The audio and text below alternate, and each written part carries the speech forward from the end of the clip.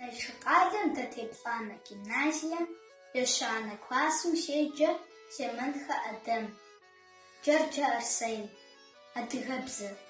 Цӏыхур щыӏэм еӏэж ябзэ, зэрыӏэжым хуэдэу ябзэ. Сэри сиӏэщ апхуэдэ бзэ, хэлъу дади, нани я псэ. А сэ си бзэр адыгэбзэщ, пшынэ ӏэпэу схуэбзэрабзэу, нэрзэныбзэмэ щхьэкъабзэщ, къобургъукӏыр псынэ къабзэу. Сэ къысфӏощӏыр адыгэбзэу, жэщкӏэ мэзым теӏущэщыр, нэхъыжь бзухэм я уэрэду жыг къудамэм къапщэщыр. Адыгэбзэщ нанэ щабэу пщэдджыжь къэскӏэ зэрылъаӏуэр.